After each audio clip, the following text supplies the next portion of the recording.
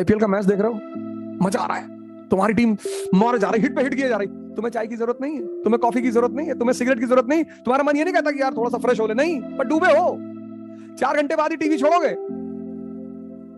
लेकिन पढ़ने बैठे तो आधे घंटे बाद मन कहता है कि थोड़ा सा फ्रेश हो ले। आज का जो व्यक्ति है मन से कमजोर, मन पर काम ही नहीं किया, गुस्सा ये सब इतना ज्यादा है, उसकी वजह यह है मन पर काम ही नहीं किया। अब बड़े सारे लोग द्वंद में पड़ जाते हैं, मैं उस पर चर्चा करूंगा द्वंद में पड़ते क्यों हैं और कृष्ण सबसे विशेष क्यों है। बड़े सारे युवा जो तैयारी कर रहे हैं, पढ़ रहे हैं, विशेषकर मैं उनकी चर्चा कर रहा हूं। जिस व्यक्ति को यह बात समझ में आ गई कि जीवन की का पर्यायवाची है संघर्ष, और जिस चीज का आप मजा लेने लगोगे फिर उसमें कोई हरा ही नहीं सकता, और जिस चीज से आप जितना भागोगे वो उतना परेशान करेगी।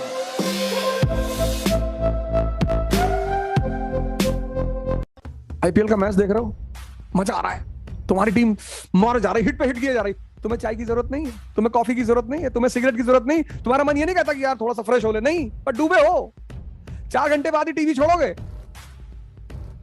लेकिन पढ़ने बैठे तो आधे घंटे बाद मन कहता है कि थोड़ा सा फ्रेश हो ले। वो जब कहता है ना, बस वहीं पकड़ लो उसे और उसको बोलो कि अभी 20 कप चाय पिएंगे, 20, 1 घंटे पढ़ेंगे, छोटे छोटे नहीं है, छोटे छोटे टारगेट बनाओ, ये उस समय 6 घंटे पढ़ेंगे, बोलो 1 घंटे पढ़ेंगे, फिर 20 कप चाय पिएंगे, 50 कप कॉफी पिएंगे, शांत हो जाएगा, 1 घंटे वेट करेगा, फिर तुम्हें 1 घंटे बाद नॉक करेगा, भाई साहब भैया आपने कहा था 20 कप चाय पीने के लिए, क्या तो 1 घंटे और। इसको बोलते हैं सूडोथेरेपी।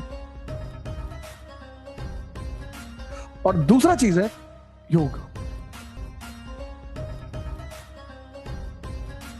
हिंदुस्तान के युवाओं से मेरी एक अपील है, ध्यान और योग के रास्ते पर आए, आज से शुरू करें, आज अभी इस सेशन के बाद 5 मिनट के लिए बैठ जाएं आंख बंद करके। अब जिस दिन आप 1 घंटे आंख बंद करके बैठने लगेंगे, दावा है मेरा, आपकी 70% जीवन की चुनौतियां खत्म हो जाएंगी। आदमी आंख खोलकर 40 घंटे बैठ सकता है, आंख बंद करके 5 मिनट नहीं बैठ सकता। अब बड़े सारे लोग द्वंद में पड़ जाते हैं, मैं उस पर चर्चा करूंगा द्वंद में पड़ते क्यों हैं और कृष्ण सबसे विशेष क्यों है। अब बड़े सारे लोग द्वंद में पड़ जाते हैं कि मानवता बुरी चीज है या मानवता अच्छी चीज है। पहले यह तो पता कर लो कि मानवता का मतलब क्या है। आपका पड़ोसी बीमार है, आप उसे हॉस्पिटल पहुंचा दीजिए, यह मानवता है। बड़े सारे युवा जो तैयारी कर रहे हैं, पढ़ रहे हैं, विशेषकर मैं उनकी चर्चा कर रहा हूं। आपका रूम पार्टनर बीमार है, आप उसे हॉस्पिटल पहुंचा दीजिए, आप उसकी यथास्थिति मदद करिए, ठीक करा के घर लाइए, यह मानवता है। आपके रूम पार्टनर के गांव में झगड़ा हुआ है, उस कहानी को सुनकर आप क्या करेंगे। क्या लाइन लिखी है पेज नंबर 6 पे, दया बिनु संत कसाई और दया करी तो आफत आई। ये सूत्र है, मैंने कहा ना, वो चरवाहा से भगवान बनने तक का सूत्र सरलतम किताबों में से एक है। मानवता करिए, बेवकूफी मत करिए। आपके रूम पार्टनर के चाचा और पापा में झगड़ा हो गया है और वो आपको पूरी कहानी सुना रहा है और आप बैठ के सुन रहे हैं कि वो दुखी है बेचारा। ये सूत्र है, दया बिनु संत कसाई और दया करे तो आप बताइए। ऐसे 224 पेज नंबर, बड़े सारे एग्जाम्पल मैंने टिक कर रखे थे कि कृष्ण जन्माष्टमी के दिन मैं उन पर चर्चा करूंगा, लेकिन बहुत ज्यादा एग्जाम्पल पे मैं नहीं जाऊंगा। अब सबको इस संसार को भोगना है, मजा लेना है, आनंद लेना है। पेज नंबर 224, शस्त्रों में मैं व्रज हूं, गायों में कामधेनु। कामधेनु कोई ऐसी गाय नहीं है जो दूध के स्थान पर मनचाहा व्यंजन परोसती हो। ऋषियों में वशिष्ठ के पास कामधेनु थी। वस्तुतः गो इंद्रियों को कहते हैं, रुकिए, पूर्ण विराम इसीलिए लगाया जाता है। गो, वस्तुतः गो इंद्रियों को कहते हैं। इंद्रियों का संयत होना इष्ट को वश में रखने वाले में पाया जाता है। कितनी बड़ी लाइन है, इंद्रियों का संयत होना। ये भी खा ले, वो भी खा ले, यहां घूम ले, ये कपड़ा पहन ले, वो कपड़ा पहन ले। इंद्रियों को संयत होना इष्ट को वश में रखने वाले में पाया जाता है। जिसकी इंद्रियां ईश्वर के अनुरूप स्थिर हो जाती हैं, उसके लिए उसी की इंद्रियां कामधेनु बन जाती हैं। फिर तो जो इच्छा करी हो मन माही, हरि प्रसाद कुछ दुर्लभ नहीं।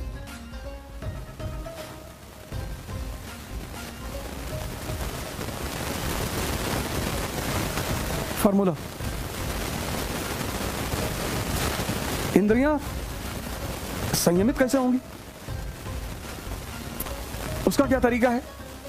उन सारे सूत्रों पर, उन सारे फॉर्मूलों पर इस किताब में सबसे सरलतम ढंग से चर्चा की गई है। सारी किताबों में चर्चा की गई है, बहुत सारी किताबों में। गीता एकमात्र किताब नहीं है, बाइबल भी है, आदि ग्रंथ भी है, कुरान भी है, रामायण रामचरितमानस भी है, बड़ी सारी किताबों में चर्चा की गई है।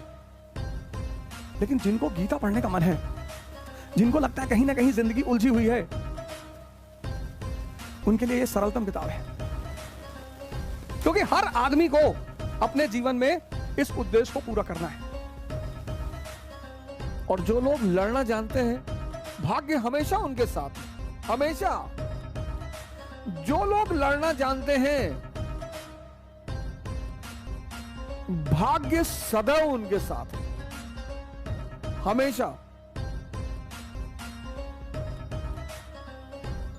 क्योंकि कभी ना कभी उसे भी तो शर्म आएगी। और संघर्ष, जिस व्यक्ति को यह बात समझ में आ गई कि जीवन का पर्यायवाची है संघर्ष, बस इतना ही समझना है। और संघर्ष से रोना नहीं है, बिल्कुल रोना नहीं है। जिस भी मनुष्य को यह बात समझ में आ गई कि जीवन का पर्यायवाची है संघर्ष, और इसका मजा लेना है, उसको ना तो भाग्य हरा सकता है और ना ही भगवान हरा सकते हैं। हरा ही नहीं सकता कोई। जिस चीज का आप मजा लेने लगोगे ना, जिस भी चीज का, उसमें आपको कोई हरा नहीं सकता। राजपूत राजस्थान के,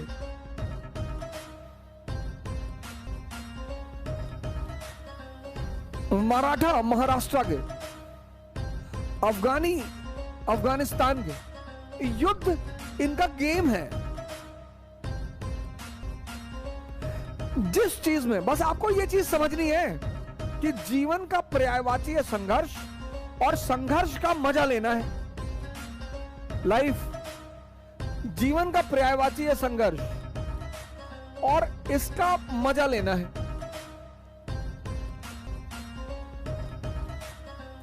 और जिस चीज का आप मजा लेने लगोगे, फिर उसमें कोई हरा ही नहीं सकता आपको। और जिस चीज से आप जितना भागोगे, वो उतना परेशान करेगी। राजपूत, एग्जाम्पल दिया मैंने आपको, राजपूत राजस्थान के। राजस्थान क्या है? मरुस्थल। 10-10 किलोमीटर से स्त्रियां पानी लेकर आ रही हैं, बाजरा खाने को मिलता है। तो युद्ध राजस्थान की संस्कृति में क्या है? गेम।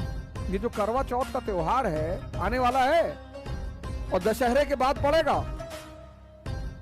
करवा चौथ का तो त्योहार है, आने वाला है, और दशहरे के बाद पड़ेगा। ये बेसिकली राजस्थान का त्योहार है। क्योंकि दशहरे के बाद हर राजपूत राजा को अपनी सेना लेकर बाहर निकलना होता था। किसके लिए? युद्ध के लिए। कंपलसरी था, वो निकलना ही है।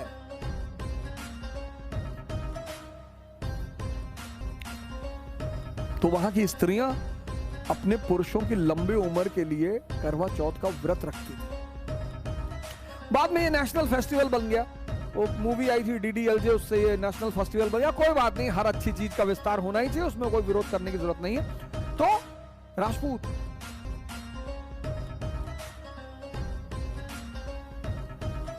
इल्तुतमिश की तो हिम्मत ही नहीं पड़ी। रजिया अंदर गई, थोड़ा सा रणथंभौर के राजा को हराया, वो उसकी उपलब्धि रही। बलबन गया ही नहीं। अलाउद्दीन खिलजी को बहुत मेहनत करनी पड़ी, धोखेबाजी का सहारा लेना पड़ा। शेरशाह सूरी को कहना पड़ा कि मुट्ठी भर बाजरे के लिए मैंने हिंदुस्तान का ताज दांव पे रख दिया। और अकबर को भी राजपूतों का सामना करना पड़ा, क्योंकि दिल्ली से गुजरात जाना ही जाना है, और दिल्ली और गुजरात के बीच में राजस्थान है, और राजस्थान के राजपूतों के लिए युद्ध खेल है। तो अकबर ने पूछा बीरबल से कि भैया क्या चाहिए इन लोगों को? बोले सरकार 2 चीज चाहिए, एक तो सम्मान चाहिए। बोले दे दो, बोरे में भर के दे दो, बोरे में सम्मान भरो, दे दो। और टाइटल देना शुरू हुआ। बोले सरकार एक तो सम्मान चाहिए। बोले दूसरा क्या चाहिए? बोले दूसरा युद्ध करना चाहिए। अरे बोले बहुत अच्छा यार, मानसी को बनाओ गवर्नर काबुल का। ये आज अमेरिकी फौजें भाग गई काबुल से। यहां के राजपूतों ने बहुत पंगा लिया सर, क्योंकि अफगानियों का भी खेल है युद्ध करना और राजपूतों का भी खेल है युद्ध करना। संघर्ष को तुम खेल बना लो, यही ऑप्शन है, और कोई ऑप्शन ही नहीं है। मोटिवेशन क्लास ले लें, सरकारी नौकरी पा जाए तो संघर्ष खत्म हो जाएगा? कभी नहीं होगा सर। वो पर्यायवाची है। जब राम के जीवन से नहीं खत्म हुआ, कृष्ण के जीवन से नहीं खत्म हुआ, मोहम्मद के जीवन से नहीं खत्म हुआ, जीसस के जीवन से नहीं खत्म हुआ, तो हमारे जीवन से खत्म हो जाएगा? कभी नहीं होगा।